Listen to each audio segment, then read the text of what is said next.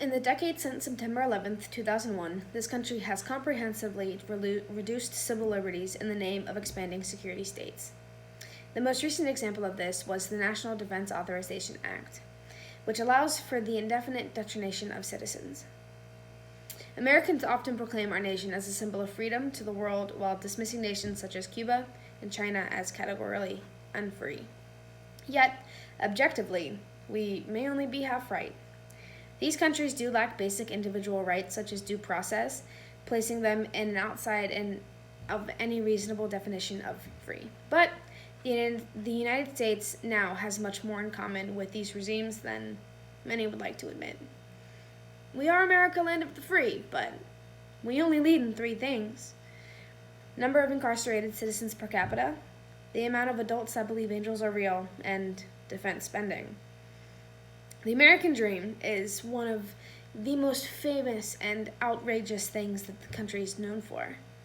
People come from all over to live their life and have it free, but is it really?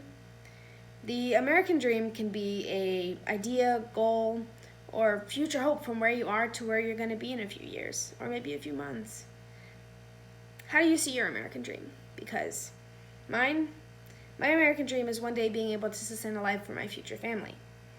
One day hoping that my friends in the Black and Latino community won't be shot or discriminated against due to their race. And for my community, the LGBTQ community, to not live in fear that our rights are going to be taken away to get married or have children in our future. My American dream is for us to actually be free. We are currently facing the same problems we were facing in the 50s, and people are refusing to change.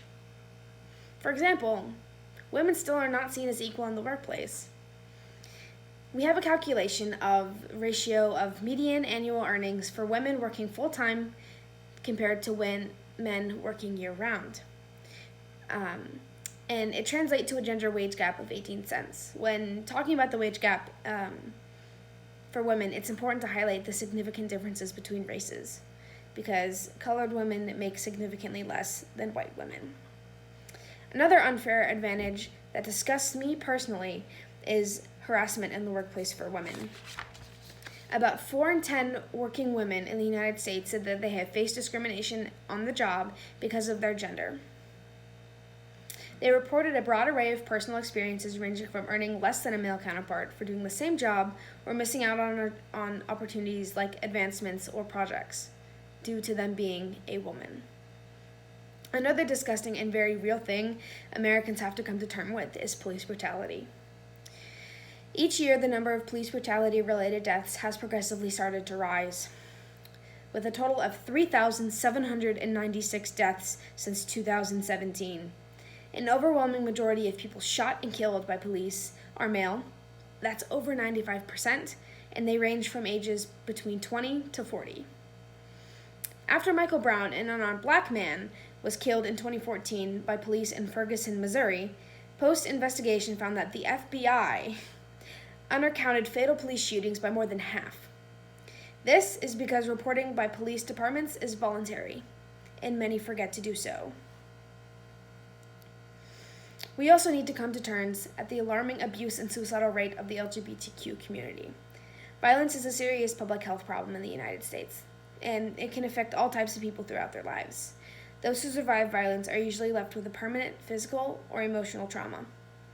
Gay, bisexual, and other men who have sex with men are at overall increased risk of violence because of homophobia, harassment, and violent acts directed towards gay persons. Lesbian, gay, and bisexual kids are 3 times more likely than straight kids to attempt suicide at some point in their lives. 41% of trans adults say that they had attempted suicide, and in one study, the same study, they found that 61% of trans people who were victims of physical assaults had attempted suicide. Young people who come out from their families that end up being rejected are 8 times more likely to attempt suicide than those whose families accept them. We live a life here in the States that resembles a blank canvas. To outsiders, we're seen as normal. We live plain lives and we have normal families. And up until recently, there hasn't been much movement. We say this is America, land of the free, but You're only truly free if you're a cis straight white man. We are a melting pot, but we don't have any room for indifference. There is a lack of true culture, and it's disgusting the lengths people will go to demolish it. It's sad to have someone see in the news that someone was arrested for being the color of their skin. And it's sad to have to see a person tell another person to leave our country due to them speaking a new language. It's also disgusting to have to see a couple be mugged for them holding hands with someone that just happens to be the same sex. There needs to be a change, and thankfully, we're starting to rise and speak for the equality that we deserve. We are not America, land of the free, but I hope one day we can see the life that we were meant to have for our future families. We are moving in the right direction, and finally, with every generation, there's progress. I cannot stress enough how important it is to unify as a nation. We must stand together and fight for the rights we deserve, and it takes all of us. A poet by the name of Shane Kozan once said, "We are facing crisis." We ignore the truth not because we cannot accept it, but having to commit ourselves to the change is a scary prospect. The most alarming part of the statement, "we are facing crisis," isn't the word crisis, it's the word we, because it takes the blame on one person and rests it on everybody. There is no freedom till we are all equal. And until then, America will continue to fall. And there's no stopping if we don't do anything. If we don't do anything now, and we don't do anything fast, we will continue to fall and fall and fall till we turn into just another failed dream. Thank you.